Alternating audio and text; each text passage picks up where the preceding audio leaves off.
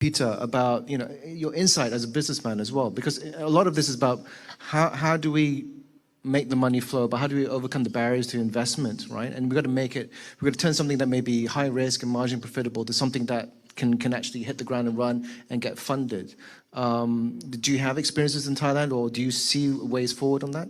Well, it's really up to the government to design the ecosystem to make it work in various ways when it comes to green financing. I think first thing is on disclosure and transparency. So that's really up to the stock exchange, up to the Bank of Thailand, to whether ask for mandatory disclosure in terms of climate risk. Some of the countries in ASEAN have mandatory requests. In Thailand, we don't have. So it's really just, not obligatory for you to do that. I think that's the first thing when it comes to financing, because you need reliable data to do that. Yeah?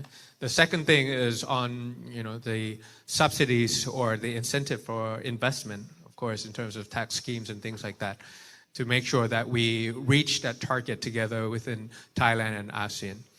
I looked up the required investment that ASEAN needs in terms of dollars in order to meet our target in 2030. And that's $4 trillion US accumulative, according to the Boston Consulting Group. Whether it's infrastructure, whether it's low carbon agriculture, whether it's electrification of transportation, decarbonization of energy. So the total, we need 4 trillion altogether. So that's really up to Board of Investment of this region to make it worthwhile in terms of investment, in terms of return of investment. Taxonomy, in terms of tax, I think Singapore is the only country in ASEAN, $4 per ton of carbon release. The remaining countries in ASEAN, we still don't have that, as I understand. In Thailand, we're thinking about that. And then it becomes the issue of equality now, of who gets taxed and who doesn't get taxed. And just transition, just like how you were talking about it. Water tax to the farmers or to golf courses, for example. That's another thing that we definitely need to design the ecosystem to make these kind of things work. So disclosure, transparency, the appetite to invest, and also tax. I think these are a couple of things that can help speed up the transition going forward. So for my case, during the election, these are the 3 things that I promised the voters. Phasing out coal in 12 years, increase renewables 2 times from 17% to 35%, net metering, and smart grid. So in a nutshell of what I promised, the philosophy behind this is that reducing emission must equal economic empowerment. Reducing emission must equal to economic empowerment. It's democratizing energy. So smart grid and net metering will allow everybody to have access to solar cell energy and be able to sell it back to the government, rather than leaving it to the top 1% of people who have access to solar energy permit, or to hydropower, or to biogas or biomass energy. I mean, you got to be really, really rich. You got to really be the elite to have this kind of transitions or have this kind of supply process. But I wanted to make sure that everybody gets an equal chance, and that's how you speed up the transition. So I answer my own question and combine it with this question. Very good. Yeah, I think finding these just and fair ways forward is very critical for ASEAN, because we do have quite a lot of economic equality, and the solutions need to be inclusive. They can't just be even more exclusionary than they were before. We can't just have electric vehicles for the rich and then nothing for the poor. Yes, right? And 60 seconds, please. Just transition when it comes to electric vehicles, for example. For Thailand, and at least for Malaysia, we used to be Detroit of Asia. So a lot of people lose jobs just because of that, right? Yeah. So you want to save the environment while a lot of people will have to go into unemployment. Batteries needs cobalt and nickel, and that's Indonesia, and that's indigenous community in Australia. Yeah. So how do we balance that up? That's still unresolved issues. 60 seconds. Oh, big problems. Right. Can we hear from Indonesia? Mr. Peter, if you'd like to share your experiences from Thailand. For parliamentarians, right? Yes. A couple of things. I think the role of parliamentarian, if you structure it in top 3 priorities that what we do, first is we speak on the behalf of the people. 2 is we provide check and balance to the government. And 3 is we pass progressive laws. So in the last 2 elections that I have participated, the first one and the second one, there's a difference when it comes to speak on the behalf of the people. In every debate that I go to, and that's like hundreds of them, this time last year, the questions from the constituencies will not be about the economy anymore. The first time would be about economy. How much subsidy am I going to get, and how much money are we going to get when we retire, and things like that. But the second election, which was last year, it was all about, environment. Economy is still there, but environment like flash flood, chronic drought, chronic flood, and also extreme heat and forest fire, and all these things are coming up. So to become a member of parliament is your job to speak on the behalf of them in order to bring transparency into the situation and also the problem.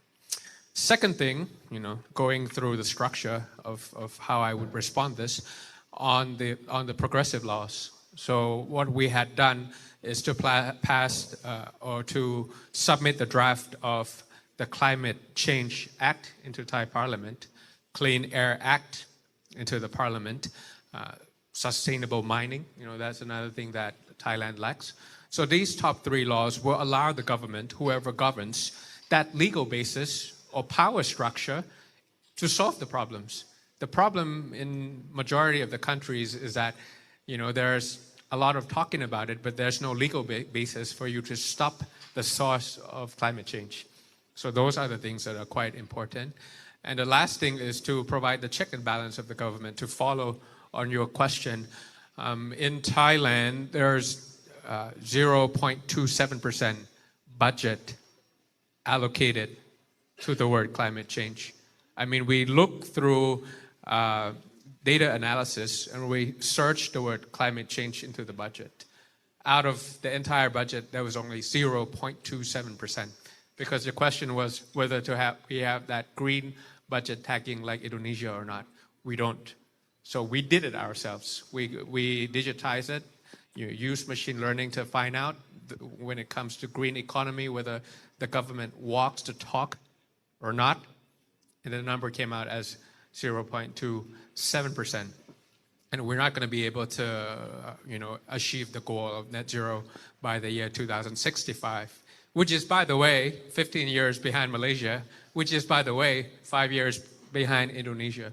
So, we're not very ambitious. We're the last, the least, and the laggard when it comes to these things. So it's my job, as the largest political party in Thailand, even though we're in opposition, to really follow strictly the priorities of becoming a parliamentarian, speak on the behalf of the people, pass progressive laws, and provide check and balance to the government so that they walk the talk. I mean, it's very good that you go to Glasgow and all these COP and you probably, have your own national determined contribution and all, but you don't walk the talk. It doesn't show up in the law. It doesn't show up in the finance.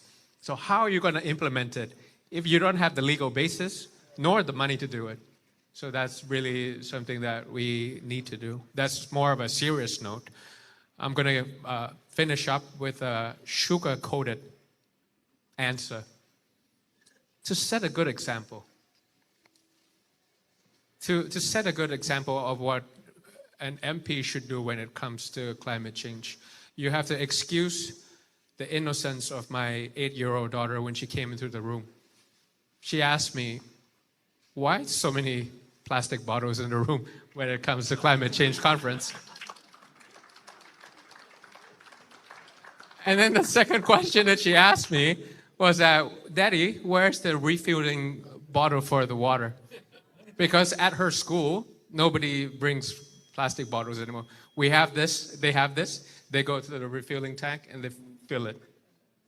And then that reminded me of the first time when I became member of parliament about 6 years ago, my first presidency was Land, Natural Resources and Environment of Committee of Thailand. Then I got really embarrassed, asking all these people coming in and talking about ocean plastics and stuff. But then I was sitting at the presidential seat, like in the meeting room, and then we were having a lot of like plastic bags and plastic lunch and all that. So I started becoming embarrassed and conscious. So I started carrying this around.